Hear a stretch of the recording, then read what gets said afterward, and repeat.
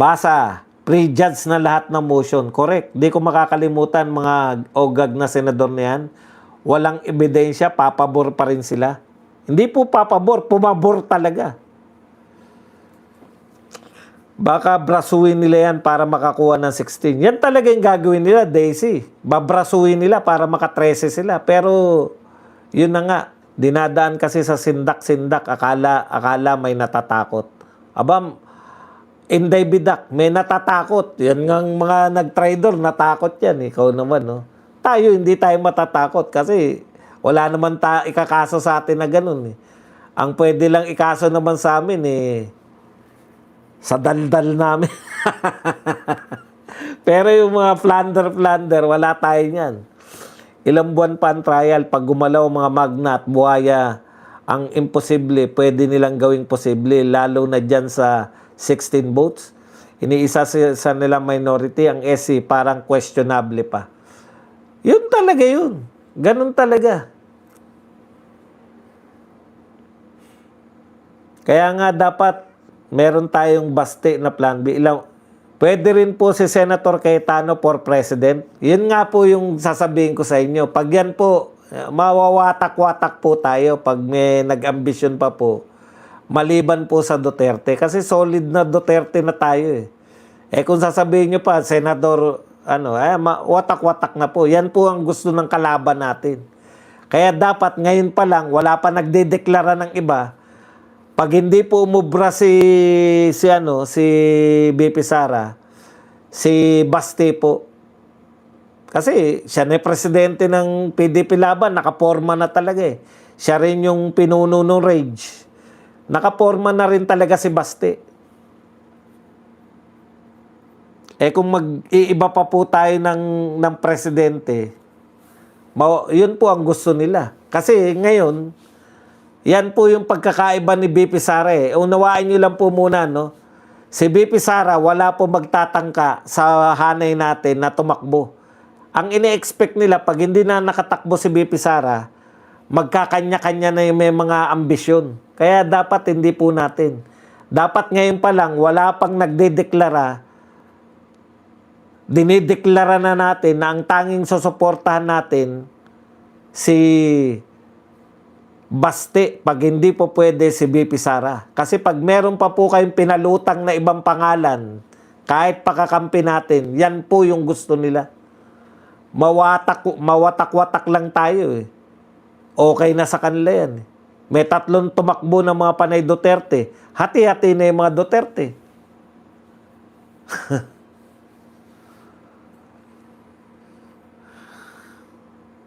Badonsky, but why does it take 7 months to finish the impeachment? Does it mean kakasuhan at kulong si APC at Robin?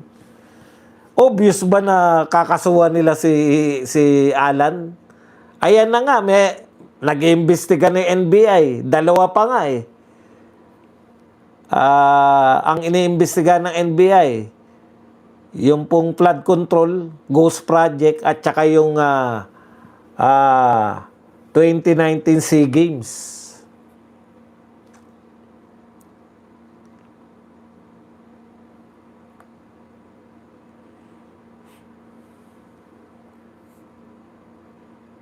Pards, Aldrin, Lacuarin. Hindi na ako nanonood ng impeachment dahil tapos na yan. I-impeach nila si BP Inday. Ang solusyon na lang ay people power. Madali pong sabihin yung people power, mahirap pong gawin yan. Tsaka si Inday na po nagsabi na hindi yan ang solusyon. Hindi na ako yan. Pagdating ng panahon, may babaliktad din ng mga kalaban na senador, Boss Buds. Meron yan. Alam nyo kung sino? Si JB. Kasi parang ginawa na sa tatay mo yan . Gusto mo ma-impeach yun, no? Kakalimutan mo yung ginawa sa tatay mo.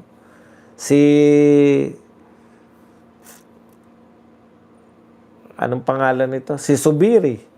Kasi ma-isolate na talaga sila sa Mindanao. Hindi nila gagawin yun. Pagdating ng panahon, yan, si Cayetano ba, si Robin, pinapatamaan ni Erwin kanina. Sila po. Si Erwin, syempre, si Alan, Alan Peter Cayetano ang pinatatamaan. Pero sa pool na rin si Robin doon. Sara Duterte. Kaya naman siya nagkaroon ng chance na yun. Kasi sa speech ni Robin. Sara Duterte at Marcoleta sana malakas din. Naman talaga pinakamalakas. Bakit malakas din? Yan talaga pinakamalakas. Sara Duterte. I-convict talaga nila si VP Sara. Hindi pa naman tayo, hindi sila nakakatiyak diyan. Kasi marami po riyan ay marami po diyan magtatakbo po ng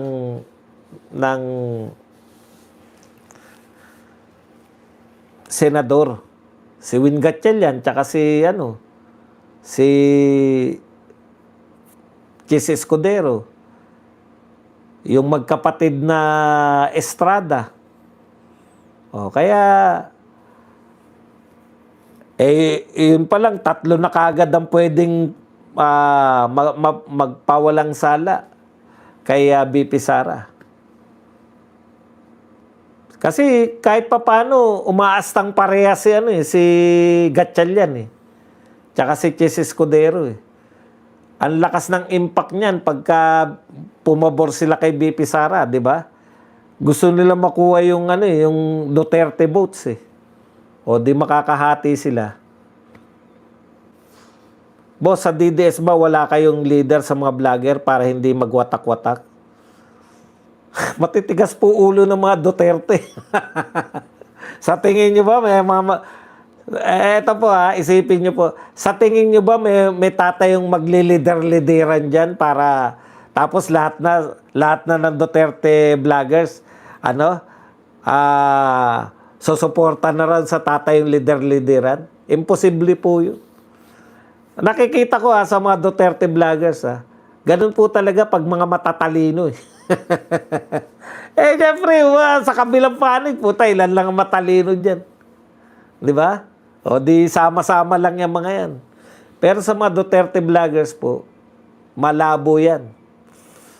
Talagang, kami na lang sa birada.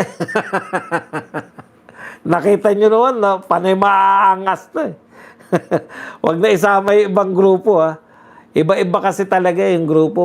Kaya maganda kasi, kaya mahirap po yung sinasabi nyo na may magiging leader. Kasi hindi po kami, yan, correct. Yan sinasabi yun kasi yun Wala kasi nagbabayad sa amin. Bakit naman po, sino ka naman para utusan mo kami para magtayo na organisasyon? Hindi natin kailangan yan. Maganda to. Alam nyo, organic ang mga Duterte vloggers. Kaya kita nyo, iba-iba yung topic namin. Yun po yung maganda ron. Dapat masiyahan kayo na may kanya-kanya kaming direksyon. Kami sa birada, kala nyo ba nagkokopyahan kami ng mga topic? Hindi kami nagkokopyahan yan. Kanya-kanya kami. Ayaw nyo nun? Pucha, iba-ibang vlogger, iba-ibang pananaw namin, pero lahat tayo Duterte supporter. Si Erwin Tulfo tsaka si Pangilinan, malakas ang boses, nakakatulig. Sir Bad, sabi, pinayagan ni Bangag na buksan ng bank account at salin ni BP. Wala na po yun. Nagpasya na nga yung korte na pinayagan Wala na po yun. Is either kung sino pa. Wala. Boss Bad, Your Honor, dadalhin daw ni Attorney Season sa SC yung documents na kinuha kay Chis. Karapatan po yan. Biruin nyo yun.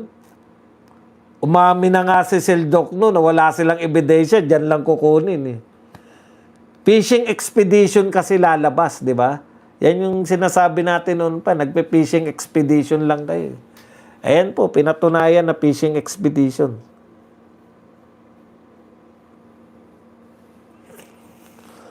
Sir Bats, may balita po. What the minority does is you expose the plan of prosecutor and majority to have the ground in questioning the Supreme Court. That's good. Correct. Tsaka si Manscarpio rin. Binigyan nyo lang siya ng karapatan na tumakbo sa Supreme Court. Kasi pinagdesisyonan niya isasama niya yung kanyang mga document Southern California. Sir Bats, may balita po na luto na impeachment 2 months ago pa daw. Po at ginagawa na lang tangan sambayanan. Totoo po ba? Hindi naman ako naniniwala. Ang naniniwala ko ngayon, 13 yung posibleng bumoto pabor sa conviction ni BP Sara. Naniniwala ko doon. Pero, kinakailangan po nila 16 eh. Hindi po ako naniniwala na ngayon, meron na silang 16. Kasi kung may 16 na sila, pwede na lang itigil yan eh. Alam na nila, hindi naman na nila patatagalin yan. Mas gusto nga nila na ngayon na, di ba? Ang puti ni Risa nung Sabado ng gabi sa coronation night ng BBP, katas ng pondo ng PhilHealth. Eto na nga. No? Anong kantsaw kay Pia? Hanggang ba naman sa Miss Universe? May kodigo ka pa rin. Di pa ba obvious hanggang ngayon na wala silang evidence? Obvious naman po. Kasi kaya obvious, wala nga silang maibintang eh. Hindi nila maibintang na. Kasi ganito po pag may binibintang, di ba? Nagnakaw ng 500 million si BP Sara. Mayroon siyang may-ari siya ng 3 luxury cars pero wala yan sa kanyang salin. Mga ganun po yung tunay na bintang. Boss, ilang taon ba ang bubuklatin sa mga bank accounts ni Sara at ilang bangko ang pinag-uusapan nila dyan? Mula po nung 2007. Salin, mula nung 2007, sabi nga, talagang makakakita kayo dyan ng discrepancy kasi 2007 eh. Kaya lang wala na silang mapapabilib na tao eh.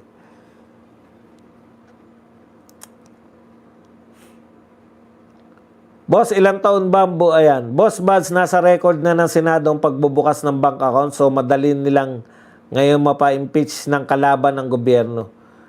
Yun po nakakahiya. Pinabuksan na nila lahat tapos wala silang makikitang ebidensya. Di ba? Yan po yung nakakahiya talaga. Halimbawa, wala silang makitang ebidensya. Oh, patay sila. Nakakahiya yan. Pinaglaban-laban pa nila yan. Bukas po si NBI Director Matibag ang isasalang. Tignan natin.